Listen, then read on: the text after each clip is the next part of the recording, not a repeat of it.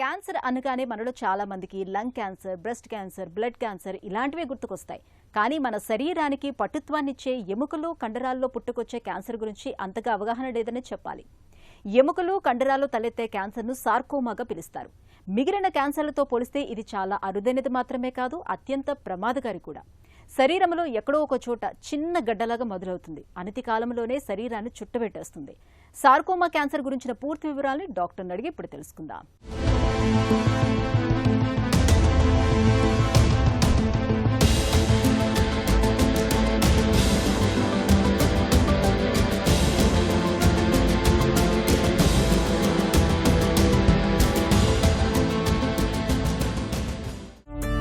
Sarcoma అంటే ఏంటి?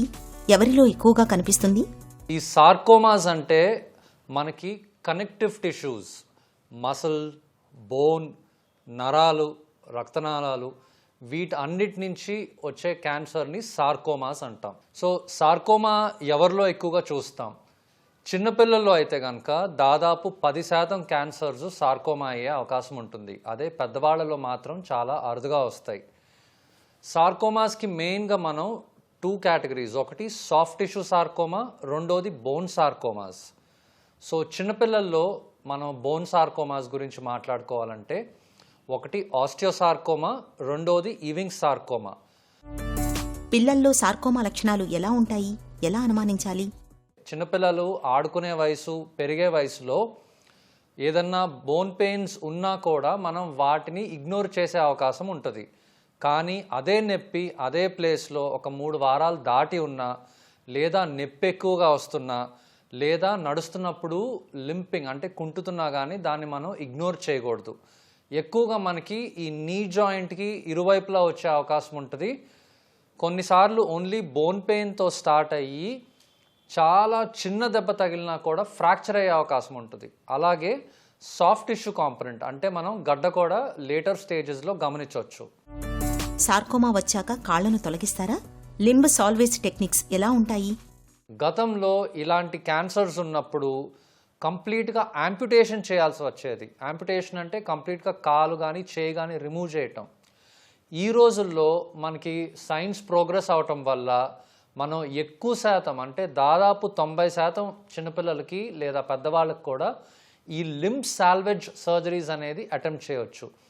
Limb salvage అంటే మనకి ఆ బోన్ని, ఆ జాయింట్ని మనం రీప్లేస్ చేయడానికి అవకాశం ఉంటుంది. ఒక ప్రాస్థెసిస్తో మనం ఆ ఎగ్జాక్ట్గా ఆ లింబ్ లెంత్ ఎంత ఉంది, ఆ నీ జాయింట్ ఎలా ఉంది, వాటి బేసిస్ మీద మనం పేషెంట్కి తగ్గట్టుగా డిజైన్ చేయడానికి కూడా ఛాన్స్ ఉంది. అలాగే గతంలో మనం చిన్నపిల్లల్లో సర్జరీస్ చేసినప్పుడు వాళ్ళు ఎదిగే కొద్దీ ఆ బోన్ లెంత్ పెరగటంతో పాటు ప్రాస్థెసిస్ మళ్ళీ మనం చేంజ్ చేయాల్సి వచ్చేది. ఇప్పుడున్న టెక్నాలజీతో మనం అది ఎక్స్పాండబుల్ ప్రాస్థెసిస్ అంటే ఆ పిల్లోడు పెరుగుతున్నట్టుగా ఆ ప్రాస్థెసిస్ని కూడా మనం సింపుల్ ఓపీడీ ప్రొసీజర్ మీద ఎక్స్పాండ్ చేయడానికి అవకాశం ఉంటుంది. పెద్దల్లో సార్కోమా ఎలా ఉంటుంది?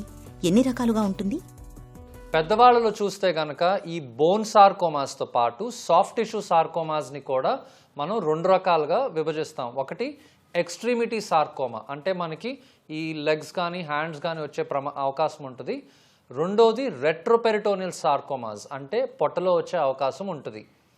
నాకు చాలామంది వాళ్ళు నన్ను చూడటానికి వచ్చినప్పుడు పేషెంట్తో పాటు వాళ్ళ చర్మం కింద చిన్న చిన్న లంప్స్ ఉన్న వాటిని అడుగుతారు, డాక్టర్ గారు ఇది ఒకసారి చూడండి, నాకు ఇది క్యాన్సర్ అయ్యే అవకాశం ఉందా అని.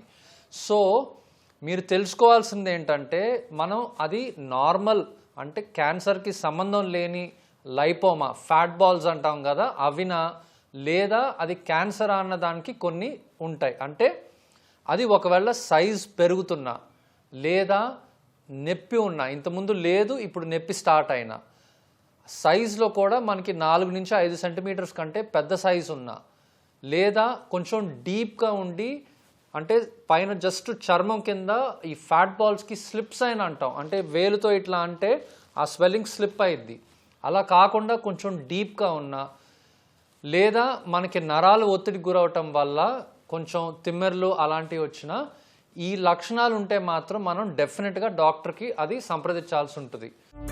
సార్కోమా గడ్డ విషయంలో ఎంఆర్ఐ పరీక్ష ఎందుకు కీలకం? ఎంఆర్ఐ చేయటం ఎంతో ఇంపార్టెంట్. ఎందుకంటే ఒకవేళ క్యాన్సర్ గడ్డ అయితే కనుక మనం సూది పరీక్ష లేదా ముఖ పరీక్ష ఎలా చేస్తున్నాం అన్నది కూడా చాలా ఇంపార్టెంట్.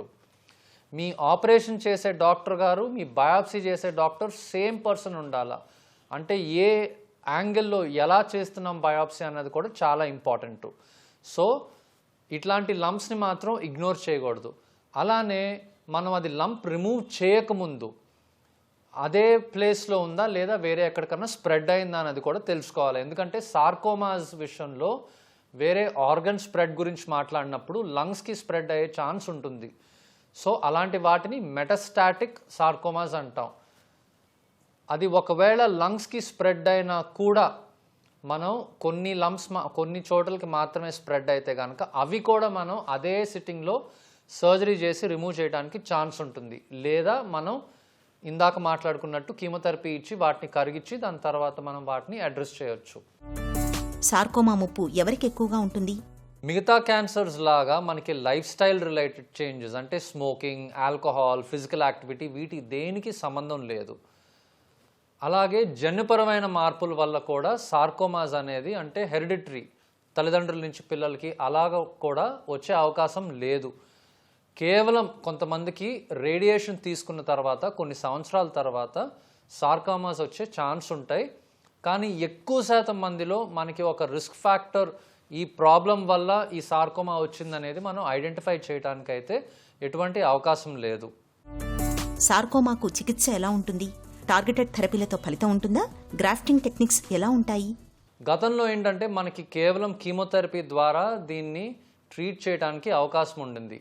ఇప్పుడు వచ్చిన మాలిక్యులర్ టెస్ట్స్తో కొన్ని మ్యూటేషన్స్ అంటే జన్యుపరమైన మార్పులు వంశపారంపరంగా వచ్చేవి కాదు, కానీ మీ జీవితకాలంలో వచ్చే జన్యుపరమైన మార్పుల వల్ల కూడా కొన్నిసార్లు ఆ సార్కోమాజు పెరుగుతూ ఉండొచ్చు. సో ఇప్పుడున్న మందులు టార్గెటెడ్ థెరపీతో ఆ పర్టిక్యులర్ మ్యూటేషన్కి లేదా జన్యుపరమైన మార్పుకి మనకి ఆల్రెడీ టాబ్లెట్స్ అందుబాటులో ఉంటే కనుక మనం ఇంజెక్టబుల్స్ కాకుండా కేవలం కొన్ని టాబ్లెట్స్ ద్వారా కూడా మనం దాన్ని ట్రీట్ చేయడానికి అవకాశం ఉంటుంది. అలాగే ఒకవేళ జబ్బు తిరిగి వచ్చినా కూడా ట్రీట్మెంట్ పూర్తయినా కూడా మనకి ఇంతకుముందు ఎప్పుడు లేని ఆప్షన్స్ ఈ కొత్తగా వచ్చిన టార్గెటెడ్ థెరపీస్ ద్వారా మనం టైం పొడిగించడానికి అవకాశం ఉంటుంది. అలాగే మా ఆర్థోపెడిక్ ఆంకాలజిస్ట్తో మాట్లాడిన తర్వాత మీకు అవసరం ఉన్న దాన్ని బట్టి ఆ బోన్ ఇన్వాల్వ్ అయిందా లేదా జాయింట్ ఇన్వాల్వ్ అయిందా, పేషెంట్ వయసు బట్టి వాళ్ళ ప్రెఫరెన్సెస్ బట్టి కూడా మనం బెస్ట్ పాసిబుల్ అవుట్కమ్స్కి టార్గెట్ చేయొచ్చు. ఉదాహరణకి మన గ్రాఫ్ట్స్ విషయంలోకి వస్తే ఇంతకుముందు ఉన్నట్టు మనకి మెటల్ ప్రాస్థెసిస్తో పాటు ఇప్పుడు మనకి టైటానియం ప్రాస్థెసిస్ లేదా ఈవెన్ మనకి బోన్ గ్రాఫ్ట్స్ ఫిబులా అనే బోన్ నుంచి మనం బోన్ గ్రాఫ్టింగ్ కూడా చేయడానికి అవకాశం ఉంటుంది. సార్కోమా అరుదైన క్యాన్సరే కావచ్చు, కానీ సకాలంలో గుర్తిస్తే చికిత్స చేయటం చాలా తేలిక. ఎముకలు, కండరాల్లో అనుమానిత కణితులు పెరుగుతున్నప్పుడు ఆలస్యం చేయకుండా వెంటనే నిర్ధారణ పరీక్షలు చేయించుకోవాలి. తొలి దశలో గుర్తిస్తే కీమో, రేడియేషన్ చికిత్సలతో సార్కోమాను సులువుగానే జయించవచ్చు.